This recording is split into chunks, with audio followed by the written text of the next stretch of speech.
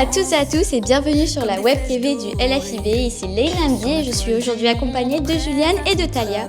Alors nous accueillons aujourd'hui Monsieur Grégoire Borst, chercheur et professeur en neurosciences. Bonjour et merci d'être ici aujourd'hui. Bonjour. Alors pour commencer, pouvez-vous vous présenter en quelques mots pour ceux qui ne vous connaissent pas encore ? Oui, Grégoire Borst, je suis professeur de psychologie de l'enfant et de l'adolescent et de neurosciences cognitives de l'éducation à l'Université de Paris-Cité. Je dirige un laboratoire de recherche du Centre national de la recherche scientifique qui s'appelle le laboratoire de psychologie du développement et de l'éducation de l'enfant. C'est un laboratoire qui réunit 60 chercheuses et chercheurs de différentes disciplines et qui essaye de mieux comprendre quels sont les mécanismes de l'apprentissage dans le cerveau de l'enfant et de l'adolescent, qui essaye de proposer des interventions en école, notamment en formant les enseignants, mais aussi en diffusant auprès des élèves des connaissances actualisées sur la façon dont le cerveau apprend. Alors, salut, c'est Talia Elkoum, et quand Talia est là, ça ne manque pas d'éclat. Alors, premièrement, bienvenue à la Web Radio. Alors, puisque vous êtes professeur de psychologie et du développement et de neurosciences cognitives de l'éducation à l'Université Paris-Cité, j'aimerais vous poser une question suivante. Selon vous, quelles sont les plus grandes idées fausses que les élèves et les enseignants ont encore aujourd'hui sur la mémoire ? Sur la mémoire. Alors, sur la mémoire spécifiquement, peut-être la première idée fausse, c'est de considérer qu'on peut parler de la mémoire, alors qu'il existe plusieurs formes de mémoire, plusieurs types de mémoire. Donc ça, c'est une première fausse idée. Du côté plutôt, d'ailleurs des enseignants et des élèves, il y a l'idée qu'il suffit d'avoir appris une fois une notion pour ne pas l'oublier. On sait tous que c'est difficile de maintenir un certain nombre d'apprentissages dans le temps. Donc ça a deux conséquences. De votre côté, c'est souvent vous pensez qu'il suffit d'apprendre une fois pour le contrôle et que ça suffit, alors que ça suffit pas.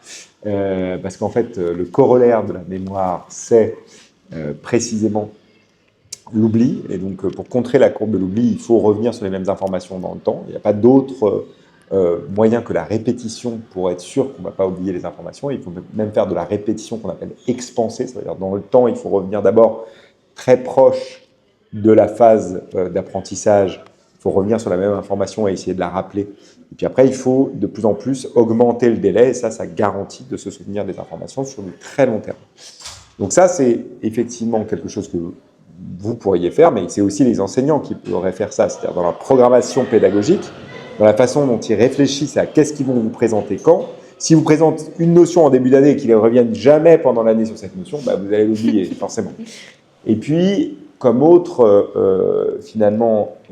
idée fortement ancrée chez les enseignants, chez les parents, chez les enfants, chez les élèves, c'est que globalement, on ne fait rien pendant qu'on dort. Alors que pendant qu'on dort, c'est le moment où on consolide toutes les informations qu'on a apprises pendant la journée. Donc en fait, le sommeil, c'est une phase hyper active de la mémorisation. Et pour bien mémoriser, il faut bien dormir. Il n'y a pas d'autre solution. Parce que la mémoire, ça s'opère en différentes phases. Encoder, ça veut dire apprendre. Consolider, ça c'est le moment où on va dormir. Et puis ensuite, il y a la question du rappel. À chaque fois qu'on rappelle l'information, en fait, c'est un nouveau cycle: encodage, consolidation, rappel, encodage, consolidation, rappel. Donc, à chaque fois qu'on réenglage ce cycle-là, on apprend mieux. Et donc ça veut dire que ça ne sert à rien d'apprendre un contrôle du matin pour le soir, parce qu'a priori, le lendemain, vous aurez tout oublié. Ok, c'est dur. Donc bonjour, moi c'est Juliane Mignot, élève de terminale. Je suis ravie de vous recevoir aujourd'hui à la Web Radio. Alors, j'avais une question. Donc, vous avez dit que vous vous êtes intéressé au rôle des fonctions cognitives dans le développement intellectuel, socio-émotionnel chez l'enfant, l'adolescent et même le jeune adulte. Mais alors, ma question est la suivante. Pourquoi ce domaine de recherche et qu'est-ce qui le démarque des autres ? Alors, le domaine de recherche, en quoi ça le démarque, ce domaine de recherche par rapport aux autres ? C'est d'une part qu'on fait de la neuroimagerie, c'est-à-dire qu'on regarde comment se développe le cerveau de l'enfant et de l'adolescent, et qu'on fait ça justement chez l'enfant et chez l'adolescent. Enfin, on fait ça, y compris chez les très jeunes enfants, des enfants de 3-5 ans par exemple, ce qui est effectivement une forme de prouesse, alors pas tant technologique, mais surtout de préparation des enfants, parce que quand vous êtes dans une IRM, il ne faut pas bouger. Donc, vous imaginez, avec des enfants de 3-5 ans, c'est un peu compliqué. Donc, c'est en ça que ça démarque un peu des autres champs de recherche. L'autre particularité du laboratoire, c'est d'intégrer différents niveaux d'explication du vivant, mais aussi en essayant de l'articuler à la question des mécanismes psychologiques qu'on implique non seulement dans des activités, mais surtout dans les apprentissages, ce qui implique qu'au laboratoire, souvent, on revoit les mêmes enfants dans le temps, on regarde comment le cerveau évolue au cours des apprentissages, donc ça, c'est aussi ce qui marque la spécificité de ce champ de recherche. Et puis la dernière spécificité de ce champ de recherche, c'est de mener de la recherche qu'on appelle translationnelle. Donc, la recherche translationnelle, c'est vous avez la recherche fondamentale, c'est comprendre. Et puis la recherche translationnelle, c'est appliquer les connaissances fondamentales qu'on a pu générer dans des recherches de laboratoire. Et nous, notre domaine de recherche translationnelle, c'est l'éducation. Et ça, c'est un peu nouveau. L'idée, c'est qu'on va prendre ce qu'on sait des connaissances du cerveau, non pas pour s'en servir dans la médecine, mais pour s'en servir dans l'éducation. Comment on peut faire pour que les enseignants enseignent un peu différemment, comment on arrive à transmettre des connaissances aux élèves sur la façon dont ils apprennent, de telle manière à ce qu'ils apprennent mieux et qu'on donne une vraie chance à tous les élèves de réussir. Une partie des recherches qu'on mène au laboratoire, notamment celles que je pilote, elles sont sur la question de comment on peut réduire les inégalités, comment on peut s'assurer que même des enfants qui vivent dans la grande pauvreté, ils aient une vraie chance de réussir à l'école. Ok, et alors est-ce qu'il y a quelque chose qui vous passionne le plus, un élément peut-être dans ce que je fais comme dans ce recherche? que vous faites, oui. Tout me passionne parce que sinon je ne ferais pas ce métier. Oui. C'est un métier dans lequel Évidemment. on travaille beaucoup, dans lequel on rencontre plein de monde, ce qui est fabuleux. Mais surtout, c'est des métiers qui sont des métiers passion, quoi. Il faut être passionné pour le faire. Donc, globalement, tout m'intéresse. C'est vrai qu'en ce moment, ce qui m'intéresse le plus, c'est quand même l'idée de savoir comment on fait pour impacter réellement la société. Et je pense que c'est ça qui m'intéresse à ce stade de ma carrière. J'ai fait plein de recherches fondamentales, j'ai fait plein de choses hyper intéressantes. Je continue à en faire, mais c'est vrai que ma vraie motivation aujourd'hui, c'est de savoir comment finalement on arrive à faire sortir les connaissances des laboratoires et comment on arrive à impacter la société. Alors l'impacter en impactant évidemment les élèves, les enseignants, mais aussi les politiques publiques. Ce qu'on essaie de faire au laboratoire, c'est aussi d'engager la conversation avec les ministères, les ministres, y compris le président de la République, pour essayer de voir comment on peut changer l'école pour qu'elle permette à toutes et à tous de s'y sentir bien, de bien apprendre, d'apprendre sereinement. Merci.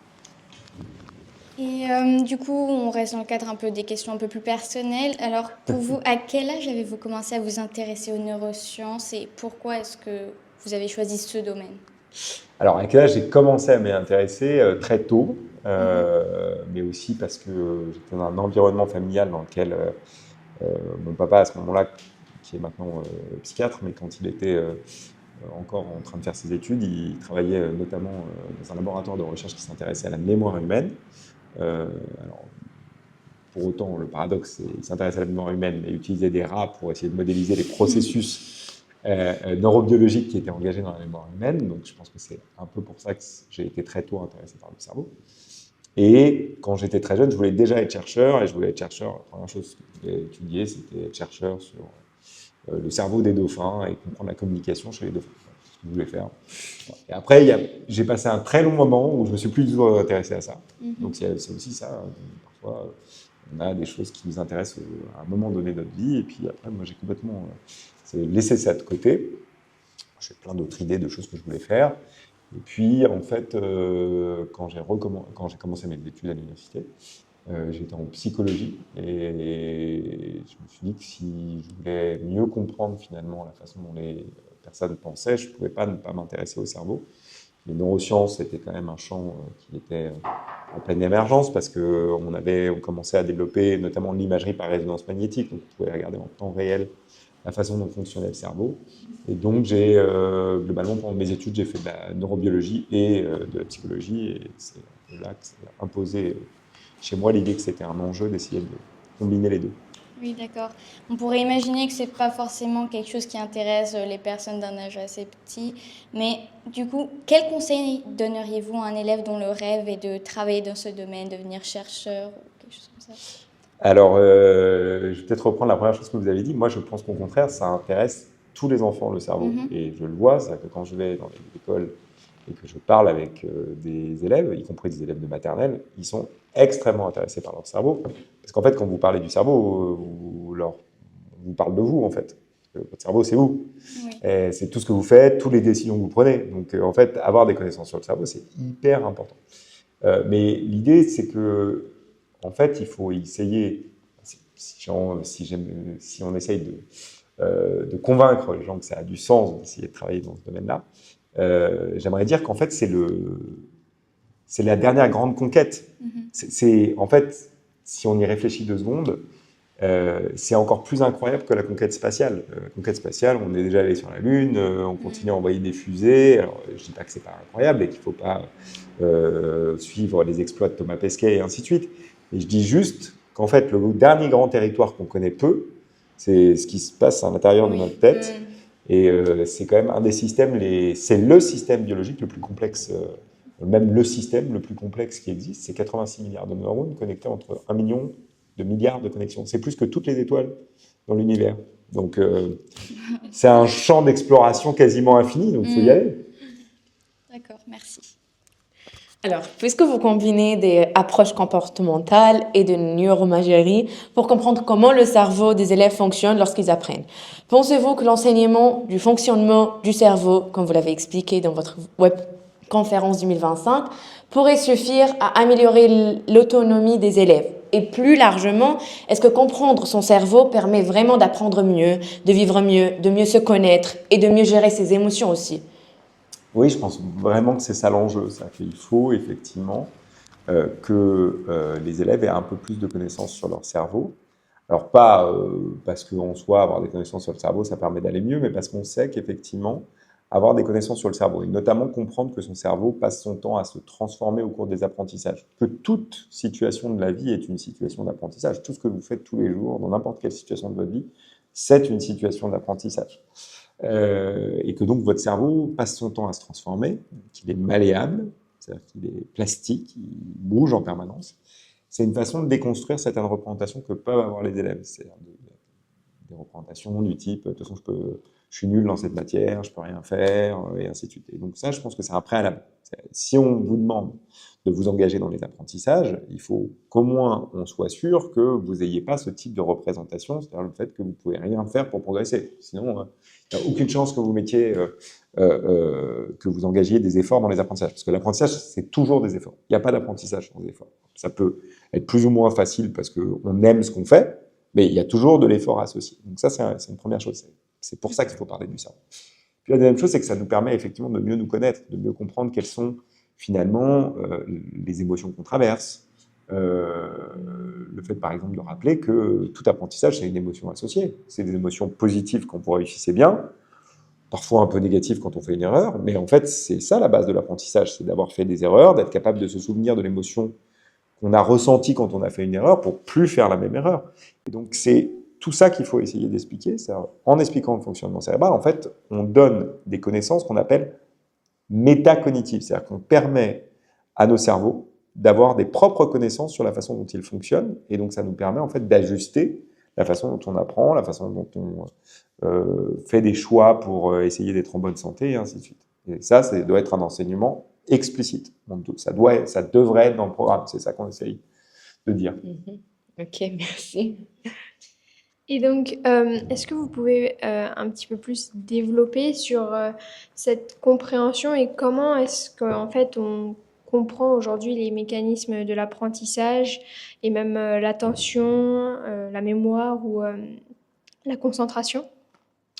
Oui, on peut tout à fait essayer de faire ça. Bon, l'idée déjà, il y a plusieurs effectivement éléments clés qu'il faut essayer d'expliquer. La première chose, c'est que l'attention, elle est très liée, par exemple, au fait que vous dormiez suffisamment. C'est une des batailles en ce moment qu'on essaye de mener un certain nombre d'entre nous, c'est de dire qu'il faut effectivement repenser un peu les rythmes scolaires, qu'il faut faire de l'éducation au sommeil, parce que c'est important que vous dormiez suffisamment. Et il y a plein de familles dans lesquelles on ne se rend pas forcément compte de cela, parce que mais aussi dans des cultures dans lesquelles c'est plus ou moins valorisé de dormir beaucoup. Il y a plein de cultures dans lesquelles c'est hyper valorisé de dormir peu, ce qui est une très très mauvaise idée. Vous serez en mauvaise santé physique, en mauvaise santé mentale, vous apprendrez moins bien si vous êtes fatigué. Donc comment on arrive à effectivement expliquer que le sommeil, c'est aussi un gage de concentration à l'école. S'il ne dort pas suffisamment, par définition, je vais être moins concentré. Que l'attention, c'est effectivement quelque chose qui demande des ressources, c'est difficile de rester concentré sur des longues périodes de temps, que donc il faut effectivement avoir des stratégies efficaces de ce point de vue-là, que ce soit des stratégies pédagogiques du côté des enseignants, la façon dont ils vont vous enseigner. On sait par exemple que de poser des questions aux élèves à intervalles réguliers pendant un cours, c'est une très bonne façon de réengager leur attention. Le fait de ne pas avoir que des pédagogies qu'on appelle descendantes, c'est-à-dire le fait que je sois un enseignant qui vous transmet simplement des connaissances, c'est pas forcément la meilleure idée tout le temps pendant la journée. Il y a des moments où on peut le faire et d'autres moments où ça marche moins bien. Que vous, quand vous êtes à la maison et que vous travaillez et que vous essayez de réviser, l'idée de travailler pendant 3 heures, ça fonctionne pas en fait. Notre cerveau, il n'est pas fait pour faire ça. Donc, comment on fait pour que vous adaptiez la façon dont vous travaillez en termes de révision de telle manière à ce que ce soit le plus efficace possible. C'est toujours une question d'efficacité qu'on essaie de viser. Le fait, par exemple, que vous sachiez que votre courbe d'attention, elle n'est pas la même pendant la journée. En gros, votre courbe attentionnelle, elle a tendance à plutôt augmenter, vos ressources attentionnelles augmentent au début de la journée. Vers la pause de midi, elles sont plutôt faibles, vous avez besoin de manger, vous avez besoin de glucose pour que votre cerveau continue à fonctionner. Donc vous mangez. Juste après le fait d'avoir déjeuné, en fait, vous êtes un peu fatigué, parce que c'est le moment où votre corps a besoin de beaucoup d'énergie pour, globalement, digérer ce que vous avez mangé. Mais vers 14 heures, vous recommencez. Ça dépend de l'heure à laquelle vous mangez. Mais globalement, 1 heure à 1 heure et demie après le fait d'avoir mangé, on a plutôt de nouveau des bonnes ressources attentionnelles. Donc ça, c'est aussi important. Quand vous êtes stratégique pour apprendre, pour réviser, la matinée, c'est bien, à 14 heures, c'est pas mal aussi. Si vous êtes à un moment où vous n'avez plus du tout de ressources attentionnelles, vous allez très mal apprendre. Puis aussi, rappelez que l'attention, c'est aussi très lié à la mémorisation. C'est-à-dire que si je fais attention à ce que j'apprends, je vais mieux mémoriser les informations. Donc c'est aussi des choses... Mais on a besoin de vous le dire. On a besoin de vous donner aussi des stratégies efficaces d'apprentissage, parce que c'est un peu le paradoxe de l'école, c'est qu'on vous apprend plein de choses. La seule chose qu'on vous a jamais appris, c'est comment apprendre. Il faudrait commencer par là, ça. Si on y réfléchit, ça paraît évident. C'est pas faux. Du coup, pour rester sur ce domaine, l'apprentissage, vous avez participé à plusieurs podcasts, émissions et conférences où vous mettez en lumière l'importance cruciale d'apprendre à apprendre, du coup, ce qu'on vient de dire. Mais qu'est-ce que c'est vraiment et comment est-ce qu'on pourrait faire ? Alors, apprendre à apprendre, c'est vrai que ça veut tout dire et rien dire.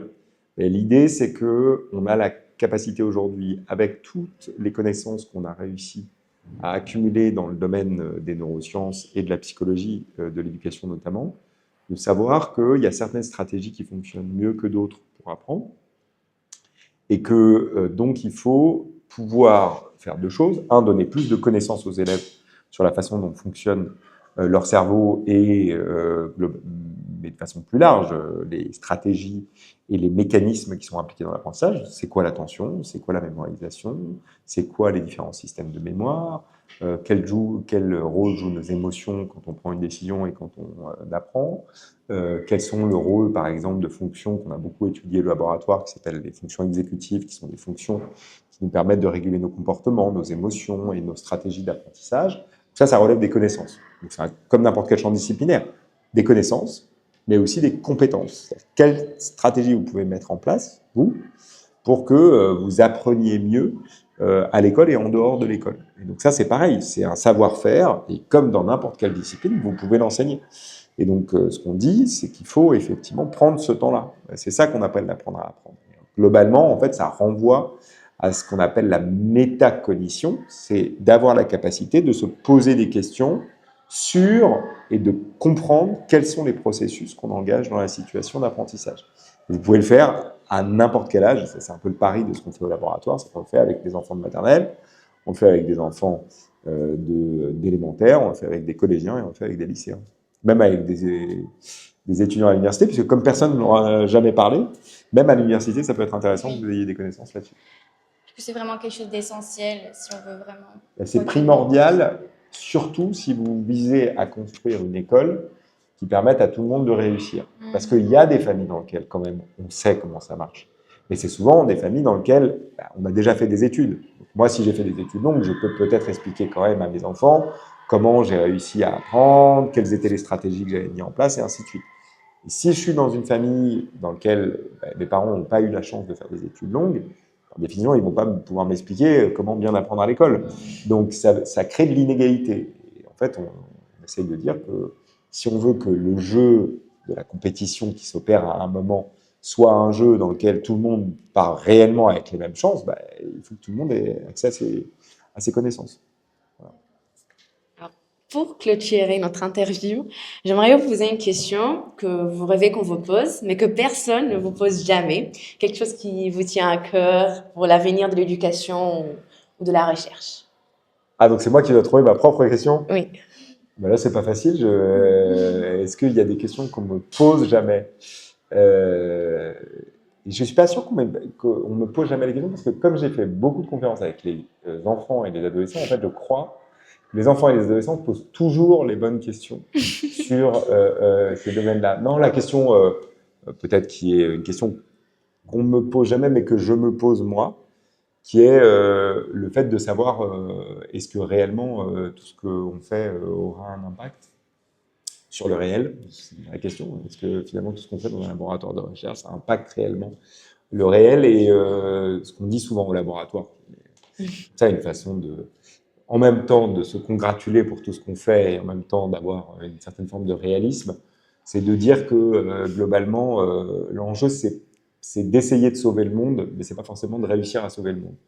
Et c'est peut-être déjà pas mal pour une vie d'avoir essayé de sauver un peu le monde. Et moi, je pense qu'on peut sauver le monde en sauvant l'éducation. Et après, chacun essaie de sauver le monde à sa manière. Mais déjà d'essayer, je trouve que c'est déjà un objectif intéressant, même si on n'y arrive pas. Merci, c'est motivant. Ah, c'est ça, déjà, merci. Et alors, pour le coup, la dernière question, cette fois-ci. Donc, Ah là, c'est la vraie dernière question. c'est ça.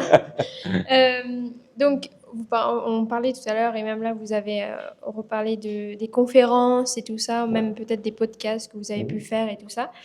Mais au-delà de ça, d'après les dernières informations dont je dispose, vous êtes aussi auteur de différents ouvrages de pédagogie, par exemple, comme Le cerveau et les apprentissages, mais aussi d'ouvrages grand public, comme Mon cerveau, questions-réponses, et même de plus de 70 articles scientifiques. Alors ma question, c'est comment se construit votre projet de recherche de l'idée à la publication? Comme ça, peut-être on comprendra un petit peu mieux, et les spectateurs aussi, votre métier. C'est une très bonne question. Alors, en fait, il y a plein de situations dans lesquelles on peut avoir des idées de recherche. On a des idées de recherche parfois parce que la recherche, c'est de toute façon quelque chose qui s'opère sur un temps long, de façon un peu linéaire. On fait une première découverte, ça ouvre des questions auxquelles on essaie de répondre dans une prochaine étude. Et c'est en partie comme ça que ça marche. Et puis, c'est aussi d'observer le monde. Et je pense que ça, c'est, en tout cas pour ceux qui font de la psychologie, des neurosciences, et qui s'intéressent à l'humain de façon générale, l'enjeu, c'est de regarder comment fonctionnent les humains. Une grande partie de ma vie consiste à regarder ce qui se passe. Et souvent, ça me donne plein d'idées sur globalement les recherches que j'essaie de mener au laboratoire. Donc simplement de regarder comment les enfants fonctionnent, comment les parents fonctionnent avec leurs enfants, et ainsi de suite. Ça me donne plein d'idées. Et ensuite, une fois qu'on a une idée, on essaye de l'affiner en posant une question, parce que la recherche, c'est toujours d'abord se poser une question. On pose une question. Après, de trouver des modalités pour répondre à cette question. Donc, ça veut dire comment on opérationnalise. Si la question elle est sur un domaine donné, quelle variable, qu'est-ce que je vais collecter comme données pour essayer de répondre à cette question-là. Et puis ensuite, sur la base des données que j'ai collectées et des résultats que j'ai pu obtenir, au bout du compte, de pouvoir essayer d'interpréter ces données, et si les données, qu'elles fonctionnent d'ailleurs ou qu'elles ne fonctionnent pas, d'essayer de les valoriser à travers un article scientifique. Une fois qu'on a fait tout ça, qu'on a plein d'articles scientifiques, on essaye aussi de globalement engager, ou en tout cas de diffuser ces connaissances auprès du grand public, d'où les ouvrages de pédagogie et ou des ouvrages en fait qui sont pour les enfants. C'est-à-dire que la grande nouveauté dans ce qu'on fait au laboratoire, c'est d'écrire des livres pour les enfants sur le cerveau. Donc c'est vraiment un travail sur plusieurs années. C'est toujours un travail sur plusieurs années, c'est ça qu'il faut avoir en tête. Le temps de la recherche, c'est un temps très long en fait. Entre le moment où vous avez l'idée et le moment où vous arrivez à publier l'article, il va sans doute se passer entre 2 et 3 ans. parce que il faut avoir l'idée, collecter les données, interpréter les données, écrire un article. Ensuite, un article, ça fonctionne par une base d'expertise par d'autres chercheurs. Donc, il y a des allers et retours pour finalement aboutir à la publication d'un article. Donc, il y a toujours un temps extrêmement long. Et puis ça, c'est même pas, je vous parle même pas du temps qu'il faudrait ou qu'il faut quand c'est des idées qui demandent finalement des ressources financières importantes, parce que l'IRM, par exemple, ça coûte très cher.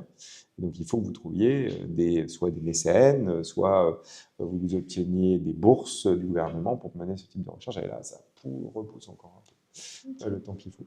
Merci. C'est de la patience. Et du coup, nous arrivons à la fin de cette interview. Alors, tout ce que vous nous avez dit, c'était extrêmement intéressant et je vous remercie d'avoir répondu à nos questions. Du coup, merci Juliane et Talia de m'avoir accompagnée aujourd'hui. Merci. Et du coup, on se retrouve la prochaine fois pour une nouvelle interview. Au revoir. Au revoir. FIB, tu danses dans nos esprits.